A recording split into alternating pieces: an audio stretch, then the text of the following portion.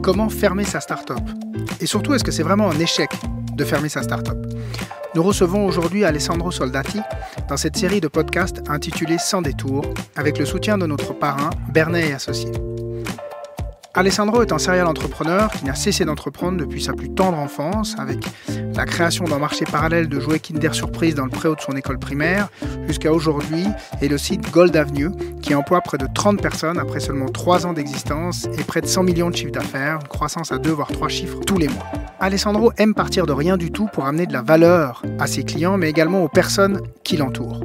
Il nous raconte toute la vie de Chronodeal, qui était une plateforme d'enchères inversées qu'il fonde après avoir remporté un concours d'étudiants, le prix Start, et les 20 000 francs qui vont avec. Il revient sur l'idée, les premiers clients, les premiers employés, la levée de fonds réussie, jusqu'à ce jour où son cofondateur lui annonce qu'il ne partage plus la même vision et la mort quasi programmée de la start-up quelques mois plus tard. On va parler vision, croissance, valeur, humain, mais également confiance. Alessandro, bonjour. Bonjour. Bienvenue dans ce podcast, moi je suis content de t'accueillir. Merci. Est-ce que tu peux nous dire qui tu es, te présenter? Alors, je m'appelle Alessandro Soldati, je suis tessinois, donc je viens de la partie italophone de la Suisse. En 2010, j'ai commencé HEC à Lausanne.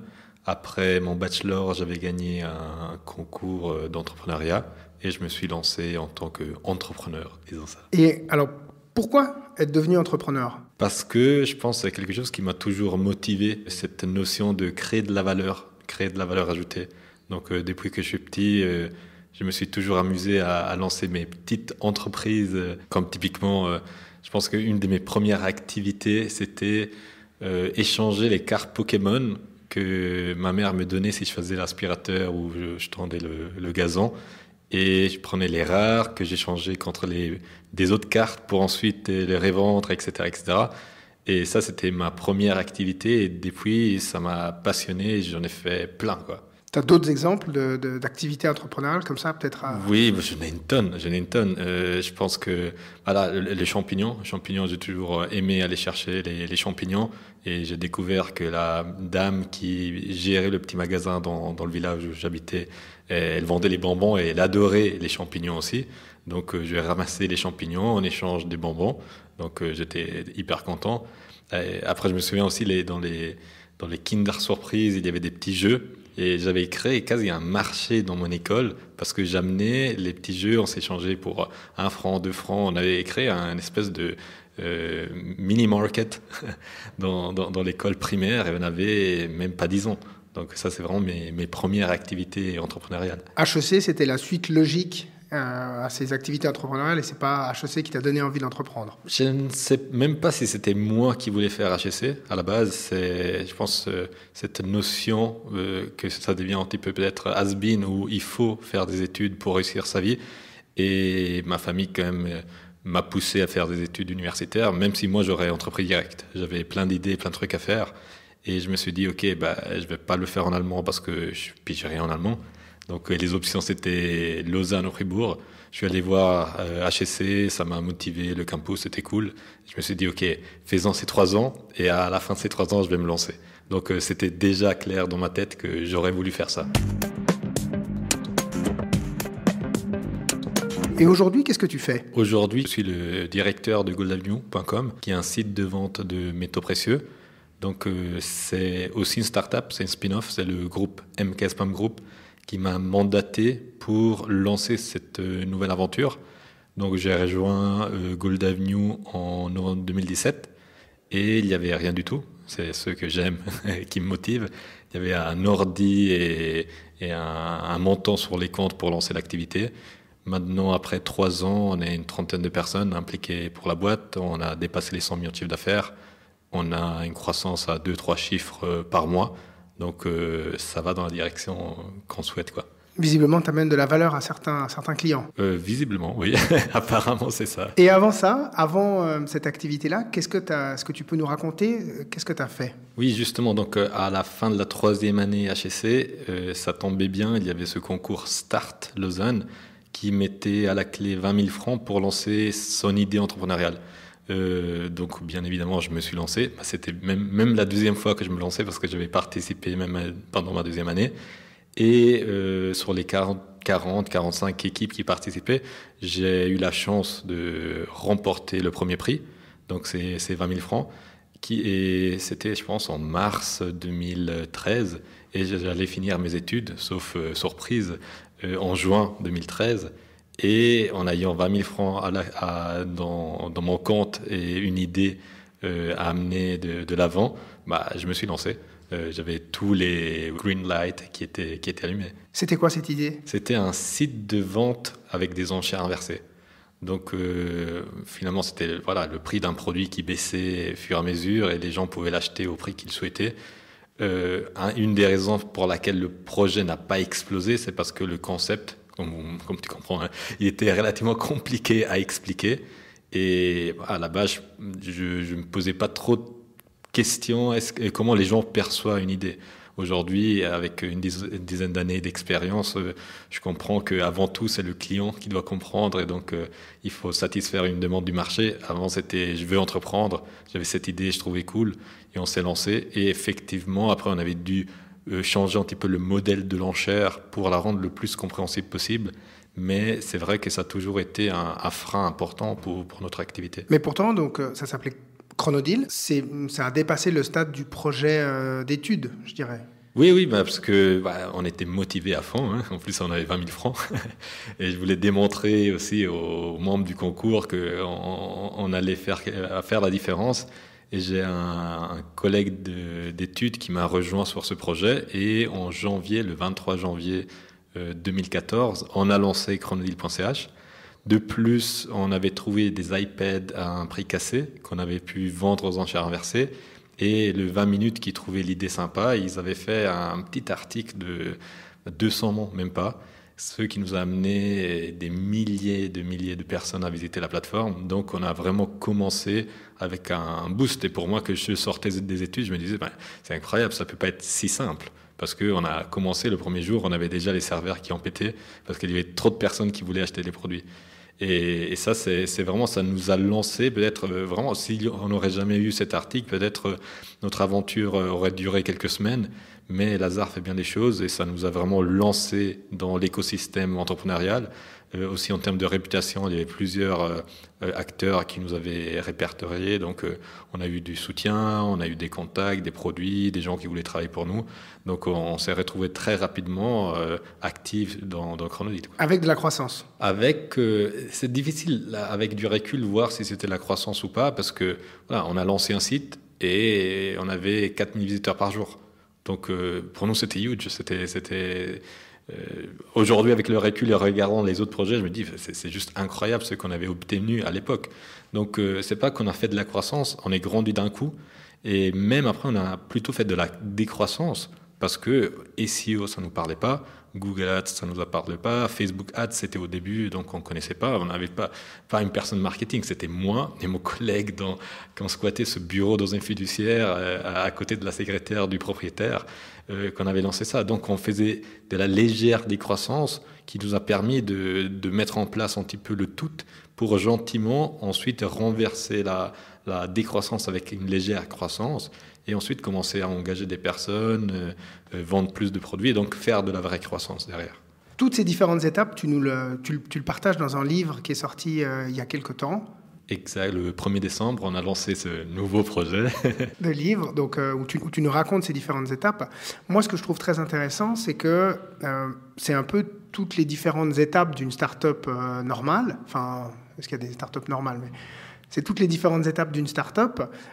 Et pourtant, à la fin, vous décidez de l'arrêter. Oui, parce que je pense que comme dans tous les start-up, il y a des événements imprévus, il y a les up and down. Et une des raisons principales pour laquelle on a arrêté le projet, c'est parce qu'il n'y avait plus la vision commune entre les associés. Aussi parce qu'un des associés, ça s'est relativement mal terminé. Donc on a perdu un petit peu la motivation. Et dans une start-up, la motivation est clé. Surtout parce qu'on se paye peu, on travaille énormément et on se bat pour une vision long terme. Que des fois on atteint, des fois on n'atteint pas. Et donc finalement c'était une des raisons pour laquelle on a décidé de mettre la clé à la porte. Et de l'autre côté, bien évidemment, on n'avait pas la croissance qu'on espérait avoir. Donc on était encore dans cette phase vraiment de start-up, on essaie de sortir du lot et prendre notre place sur le marché.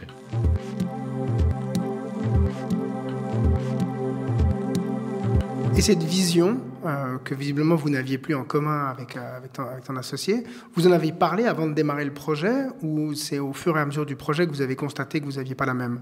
Mais c'est compliqué, c'est-à-dire que moi j'étais convaincu qu'on partageait la même vision parce qu'on se côtoyait, on était tout le temps au bureau ensemble, on mangeait ensemble, on vivait ensemble pratiquement. Hein. Donc moi je compare ça, même si c'est un peu extrême, à un couple. Quand finalement ta copine arrive vers toi et te dit bah c'est fini. Et tu dis comment ça se fait? Elle dit bah ça fait des mois que ça marche plus entre nous. Je dis mais non. Donc et c'était exactement la même chose. Donc mon associé il est arrivé un jour et il me dit Alès on doit parler. Il dit bah ça marche plus, c'est fini entre nous. Je dis comment ça se fait? Attends, on est en train de cartonner, c'est en ce moment-là qu'on a la croissance et tout ça. Il me dit non mais on n'a plus la même vision, on a des points sur lesquels on n'est pas d'accord et toi t'imposes ta vision et c'est plus la mienne. Et je dis ok mais je me suis jamais rendu compte, il fallait en parler. Et le problème c'est que comme les relations, quand il fallait en parler, c'est déjà trop tard. Parce que un des deux a déjà pris sa décision. Et quand cette confiance mutuelle est rompue, parce qu'au moment que tu as une nouvelle du genre, la confiance se rompt d'une façon immédiate. Après, c'est quasi impossible de remettre en place ce qui était au début, quoi. Et donc, à ce moment-là, quand il y a cette séparation, la start-up, elle s'arrête ou elle continue encore ? La start-up continue parce que, à nouveau, on dit toujours il n'y a personne qui en remplace. Irremplaçable. Là, merci. Pardon. Donc on continue, nous on venait de lever des fonds, on était une phase de croissance, donc les affaires allaient vraiment bien par rapport à tout l'historique de la start-up. C'est juste que voilà, après les choses se sont ralenties un petit peu aussi parce que la saison e-commerce c'est vraiment la fin de l'année. Donc on commence une nouvelle année, bien évidemment la période de Noël, des fêtes, des cadeaux est passée, donc on descend automatiquement avec les volumes, avec les chiffres d'affaires et tout. Donc en termes de chiffres, ça commence à baisser. Et au fur et à mesure que le temps passe, on se pose la question, on essaie de se challenger, mais on regarde la table devant toi et il n'y a plus la personne avec qui tu te challengeais tout le temps. Et bien qu'on était quand même 5-6 personnes dans la boîte, il n'y avait plus cette complicité. Et ça, c'est pas le facteur, mais c'est sûrement un des facteurs qui a joué. Et l'autre facteur, c'est que voilà, on n'avait pas la croissance qu'on espérait avoir. Et quand même, moi, ça faisait déjà 3 ans et demi que je me battais pour ma vision. De l'autre côté, je commençais à avoir des opportunités qui me passaient. Voilà, tu as plusieurs trains qui passent. C'est la vie, c'est des trains qui passent. Il faut choisir dans lequel sauter. Et le mien, il avait commencé à ralentir et je voyais plus quelle était la gare de destination. Donc, j'ai descendu le train en essayant de faire le moins de dégâts possible. Alors que dans ce train, dans cette start-up, il y a des clients, il y a des employés, il y a des parties prenantes. Des investisseurs. Des investisseurs. Qui est la partie la plus compliquée. Hein. Oui, les employés, bien évidemment, hein, parce qu'ils travaillent pour la société, ils sont salariés, c'est leur vie, hein, la société, comme ça l'est pour toi. Et après, tu as les investisseurs, où après, ça dépend personne par personne, mais pour moi, c'était quelqu'un qui m'avait donné une partie de l'argent que lui, il a transpiré, il avait gagné pour te faire confiance sur une vision. Et en outre, il y avait même mon frère qui m'avait, au tout début, c'était le premier business angel, disons ça, qui m'avait fait confiance. Donc c'était, ok, j'ai déçu leur vision aussi, tu vois. Et moi, je leur ai garanti que j'allais faire des énormes choses, et finalement, c'est pas le cas. Et donc, il faut réussir à... c'est pas évident, à certains moments, il faut réussir à prendre un peu de recul et dire, ok, ça n'a pas marché cette fois-ci. Malheureusement, c'est le risque. Hein, quand on parie sur quelque chose, c'est plus de risques qu'on prend, plus le retour est important, mais l'autre côté de la médaille, c'est qu'on risque de perdre. Donc, c'est ce qui s'est passé, quoi. Et arrêter cette entreprise à ce moment-là, alors que tous les signaux sont pas au rouge, hein, il y a quand même plein de signaux verts, c'est un processus que tu as pris très rapidement. C'est quelque chose que tu as cogité longtemps. Comment elle se fait, la prise de décision? J'arrête. Oui, moi je l'ai fait. J'ai pris du temps pour décider. C'était pas sur un coup de tête du jour au lendemain. Même si dans l'histoire de Chronodeal, je pense que il y a eu un moment. Je pense le jour que mon associé il m'a dit qu'il voulait partir. Je suis arrivé à la maison et je me souviens dans le garage comme ça, j'ai dit voilà, c'est fini. Il faudra faire autre chose. Donc Mais après, c'est tout un parcours de digestion. Parce que nous, de l'autre côté, c'était même pas, on était en faillite, on n'avait plus d'argent, on venait de lever de l'argent. Donc on venait d'avoir beaucoup de liquidités. Donc on aurait pu même changer de business model et lancer autre chose. J'ai pris le temps, je me suis mis des objectifs assez rigides, assez ambitieux. Et je me suis dit, OK, et je les ai partagés avec l'équipe. Parce que, à nouveau, je pense qu'une boîte, c'est pas un one-man show, c'est une team, une équipe qui va donner une certaine vision. Et je l'ai partagé avec eux en leur disant, OK, d'ici juin, je ne me souviens plus, mais juin, un truc du genre, il faut qu'on atteigne ces chiffres, au minimum, pour nous justifier qu'on va aller de l'avant, on va continuer à pousser. Si on n'y arrive pas, on va mettre la clé sur la porte. Et ça, tu le partages avec tes équipes? Exact. C'est quoi la réaction? On va y arriver. On va y arriver et t'as les gens qui sont plus motivés que les autres. Mais la réalité, c'est que quand ton capitaine, il te dit on va se mettre une limite, je pense que quand même, c'est pas la même motivation quand tu as un capitaine qui te dit voilà, il y a un iceberg devant nous, on va le traverser, on va y aller de l'autre côté. Donc, je pense que du moment que la vision n'est plus là, la flamme entrepreneuriale, elle a arrêté, peut-être sur ce projet-là, sur cette vision-là, elle a arrêté de brûler comme il faut. Même les gens qui te suivent, ils commencent à sentir l'odeur. Et l'odeur de la faillite ou de l'échec ou je ne sais pas quoi. Donc, t'as pas la même énergie. Aujourd'hui, ici, dans les bureaux de Gold Avenue, mais c'est un feu. On se met des targets, on les atteint, on pousse, et même si on les atteint pas, on s'en fout des targets plus hauts, et les gens viennent ici, il y a une énergie hallucinante qui est dans le bureau. Et ça, tu le sens. Tu passes une journée dans les bureaux avec nous, et demain, tu vas escalader l'Everest, tu vois. Donc, c'est vraiment quelque chose d'important que si tu n'y crois plus, tu n'arrives pas à transmettre. Et donc, ça, tu penses que c'est quelque chose qui doit venir des fondateurs, de transmettre de dire où on va? Oui, des fondateurs ou de la personne qui a été mise en charge pour suivre cet objectif. Et il y a des fondateurs qui sont très doués pour des aspects techniques, visuels, marketing, mais ils n'ont pas la capacité de driver les personnes.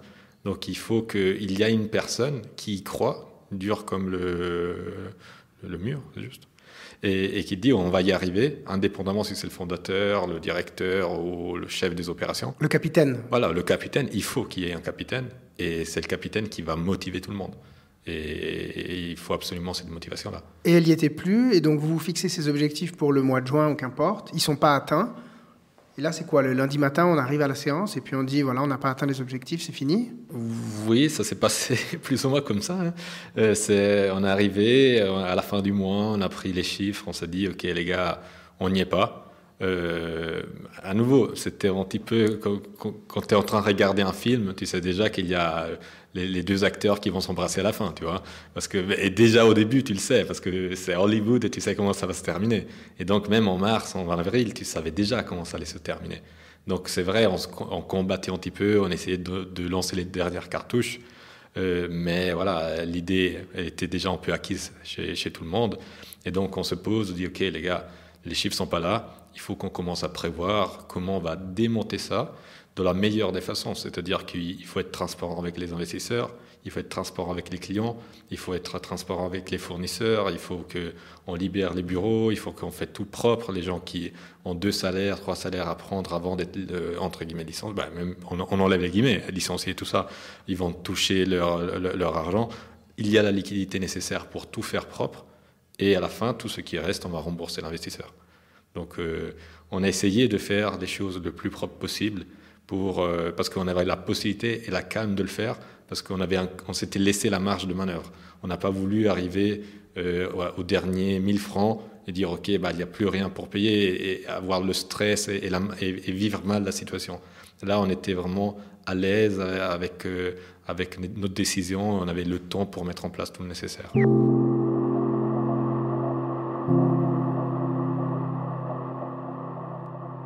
Et donc là, ça c'est bien fait. Ça s'est bien fait. T'as tué la poule sans la faire souffrir, disons ça. Une image. Et de ce moment-là, qui j'imagine doit être assez difficile aussi, parce que pour l'entourage, tu avais ta start-up, vous levez des fonds, vous êtes dans les médias, etc., etc. Tu vas dire alors, tes employés, ils partagent ton quotidien, mais tu dis aussi à ton entourage, aux gens proches, j'arrête. C'est quoi la réaction des gens? Oui, les gens sont déçus, bien sûr. Je m'attendais pas. Ils te disent des choses qu'ils t'ont jamais dit dans 3 ans. Et ce qui m'a fait sourire, tu vois, dire, voilà, j'imaginais pas que ça comptait, tu vois, que la personne avait à cœur qu'est-ce que j'étais en train de faire, parce que peut-être elle m'avait jamais exprimé. Elle dit, ah, mais c'est dommage. Et donc c'était la chose qui m'avait un peu le plus touché. Mais finalement, c'est les gens qui sont déçus pour toi. Mais toi, dans ta tête, ou moi-même dans ma tête, à nouveau, on avait fait bien les choses. Donc j'étais prêt pour faire autre chose. J'étais prêt pour tourner la page. Et finalement, je suis une personne, je me fais pas trop de soucis de qu'est-ce que les autres gens pensent de moi. En plus, j'avais bien expliqué à tout mon entourage proche en faisant bien les choses, en écrivant un mail, en expliquant qu'est-ce qui s'était passé et pourquoi et comment on allait le faire. Et finalement, moi, j'étais à l'aise avec ma position, quoi. Et on dit souvent que on apprend beaucoup dans les échecs. Est-ce que fermer une entreprise, c'est un échec? Ça, c'est une autre question. Mais qu'est-ce que t'as appris de ça? Ouais, énormément de choses. De tout, j'ai appris énormément. Finalement, je pense j'ai lu une quote l'autre jour qui était intéressante. La seule échec, c'est te retrouver l'année prochaine au même endroit où tu es aujourd'hui. Et je te garantis qu'on n'était pas au même endroit. L'année après, on n'était pas au même endroit. Et l'année avant, on n'était pas au même endroit. Donc, pour moi, c'est des apprentissages continus. Les échecs chacun peut interpréter qu'est-ce que c'est un échec ou pas. Fermer une entreprise, c'est une expérience. À l'université, j'avais jamais appris ça. Donc, je te garantis, je pourrais donner un cours aujourd'hui. Comment fermer une entreprise? Est-ce que c'est un échec pouvoir donner un cours sur ça? Je n'en sais pas, tu vois. Donc, finalement, c'est vraiment comment toi t'interprètes ton vécu et pas par rapport à comment les autres voient ça. Parce que c'est comme toutes les choses de la vie. Si tu t'attends juste à faire plaisir aux autres, tu vas jamais t'en sortir. Jamais, jamais. Parce que tu vas jamais arriver à contenter tout le monde. Et donc, c'est vraiment, tu dois travailler sur toi-même, te dire, OK, qu'est-ce que j'ai fait? Je suis satisfait, je suis pas satisfait. Qu'est-ce que j'aurais pu mieux faire ou faire différemment? Et maintenant, qu'est-ce que je vais faire demain? Parce que hier, c'est hier et personne ne peut rien faire pour hier, tu vois. Aujourd'hui, c'est aujourd'hui. On peut que s'occuper du futur et créer une nouvelle aventure et créer des nouveaux emplois et créer une nouvelle image de moi-même pour les autres et pour les gens qui vont vouloir me juger, tu vois. Et il y aura des gens qui, même aujourd'hui, avec les choses qu'on est en train de faire, ils vont avoir une mauvaise impression du soldati. Mais who cares, tu vois? Ça, moi, je suis content. Je suis content dans ma peau, tu vois. Parce qu'il y a ça aussi, il y a cette vision qui est assez différente entre le monde anglo-saxon où effectivement on perd jamais, hein, on gagne ou on apprend. Et puis en Suisse, où souvent les gens qui connaissent des fermetures, c'est plus compliqué. Tu l'as ressenti, ça, chez les gens qui disaient qu'ils te regardaient différemment, du coup? Cette question, elle vient un petit peu à 150% des fois que je fais une interview. C'est le style américain, le plus tu fais, le mieux. Et en Suisse, c'est mal vu. À nouveau, c'est mal vu par qui? C'est mal vu par les gens. T'as rien à foutre. Désolé, utiliser des gros mots dans l'interview. Mais c'est des gens, ça t'intéresse pas à leur avis. Donc peut-être c'est la génération qui venait avant nous, mais aujourd'hui, on est quand même les millennials. Il y a Internet, il n'y a plus de barrières, donc on ne peut pas dire que notre culture est incroyablement différente de la culture américaine, japonaise ou chinoise. C'est différent, mais finalement, je pense que c'est accepté. Si toi, tu acceptes tes résultats, tu peux aller de l'avant tant que tu es en US ou tant que tu es en Suisse. Hein. Ça dépend vraiment de toi. Tu peux être aux US et tu fais un échec, tu te jettes de la tour, je ne sais pas quoi, tu vois. Et parce que tu me disais, quand on préparait un petit peu le podcast, qu'il y a aujourd'hui encore des gens qui viennent te parler de Chronodeal pour savoir un peu, eux, qui hésiteraient à fermer des entreprises et qui viennent partager ça avec ça. Tu peux nous en dire deux, trois mots? Oui, mais c'est ça aussi qui est intéressant. Il y a de plus en plus de personnes qui me contactent pour avoir des avis. Et moi, j'ai vraiment toujours du plaisir à partager mon expérience parce que moi, j'ai appris par les expériences des autres. Donc moi, je suis le premier qui me dit si je peux redonner en arrière, je le fais avec beaucoup de plaisir. Et j'ai aussi, entre les autres questions, des gens, souvent c'est pour lancer la boîte, ça me fait beaucoup plaisir, mais des fois, les gens arrivent, j'hésite si fermer ma boîte ou pas. Et alors, tu leur réponds quoi? La question est simple, si tu te poses la question, c'est fini. C'est fini. La question est finie, c'est-à-dire que ta flamme est en train de s'éteindre, donc prévois comment le faire et lance-toi sur quelque chose qui ne te fait pas poser la question. Aujourd'hui, je ne me pose pas la question est-ce que je vais fermer Gold Avenue? J'ai juste envie de conquérir l'Europe et après le monde, tu vois. Et alors, chez Gold Avenue, aujourd'hui, ton principal challenge professionnel, c'est quoi? Mais aujourd'hui, on est en train de vivre la croissance qu'on n'avait pas chez Chronodeal. Pas la même croissance qu'on avait chez Chronodeal. Nous, on a vraiment une forte croissance. Aujourd'hui, le plus grand challenge qu'on a, c'est l'humain. C'est l'humain, parce que les entreprises sont faites par des humains. Donc, c'est recruter les bonnes personnes, fidéliser les bonnes personnes, les motiver sur la vision. Justement, voilà, on va traverser l'iceberg, il n'y a pas tout le monde qui y croit. Donc, il faut que tout le monde soit aligné et qu'il reste dans le navire, même si on est en train d'aller à toute vitesse contre cet iceberg. Donc, c'est vraiment la difficulté de trouver des bonnes personnes. C'est la période entre les interviews, donc trouver les personnes, filtrer, s'assurer que c'est la bonne, faire 1, 2, 3 meetings. Et du moment que tu commences à chercher quelqu'un, parce que tu en as besoin, au moment que tu engages quelqu'un, normalement, il y a plusieurs mois qui se passent.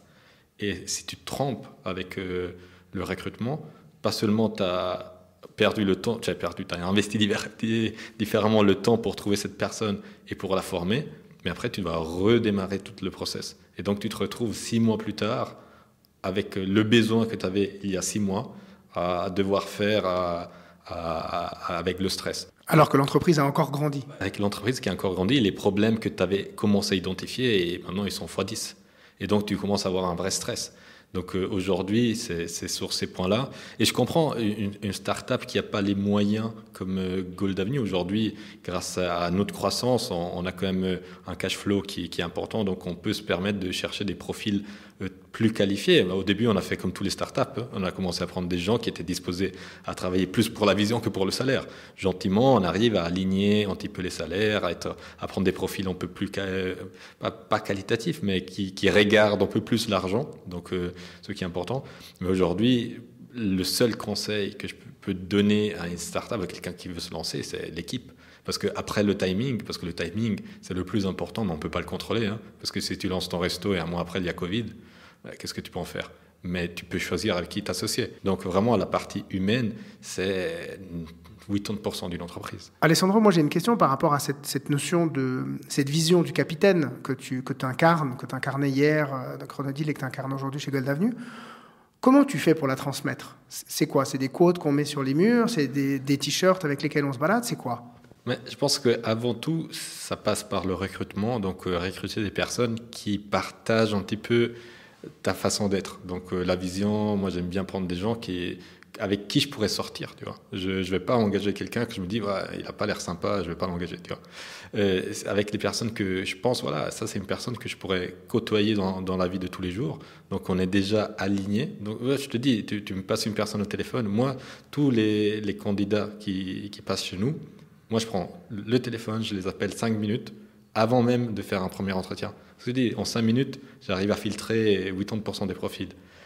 Et ensuite, c'est vraiment... Je pense que les gens ne sont pas là pour l'argent. Même l'argent est important. Et il ne faut pas dire l'argent n'est pas important, parce qu'à la fin de la journée, tout le monde doit payer ses factures. Et chacun a quand même... Il y a cet aspect financier qui est hyper important dans la vie de tous les jours. Mais le plus important, c'est arriver au boulot avec le sourire, être content de venir au travail et travailler pour une vision commune. Finalement, c'est la même chose. Là, on a une équipe. Et je dis, si toi tu fais une erreur, si toi tu l'as fait à l'envers à un de tes collègues, ou tu ne travailles pas un jour quand tu es en home office parce que tu penses d'être le plus malin, ce n'est pas à moi que tu l'as fait en envers. Tu l'as fait en envers à l'équipe, à la vision et à toi-même. Parce que si on réussit tous ensemble. Et si on réussit, vous allez voir que vous allez récolter les fruits de votre réussite. Donc, et ils le savent, parce que tous les fois qu'on a accompli quelque chose, ils en ont tiré quelque chose. Donc, et aujourd'hui, c'est vraiment la transparence et être sincère. C'est la sincérité, la transparence. Que, comme je te le disais avant, des fois, la confiance que tu donnes, ça te revient un peu dans la gueule. Mais le fait d'être transparent, tu n'as rien à te rapprocher. Les gens te font confiance et ils te suivent. Voilà, tu m'as dit qu'on va traverser l'iceberg. On y va, on va le faire.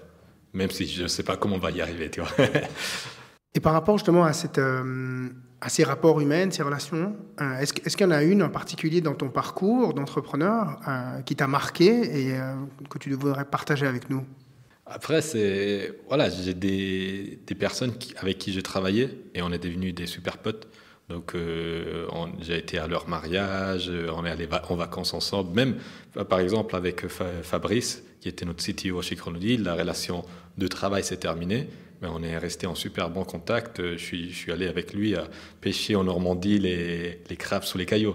Donc, c'est vraiment les amitiés qui en sortent. Après, ce qui me touche le plus, c'est quand tu es blessé par quelqu'un.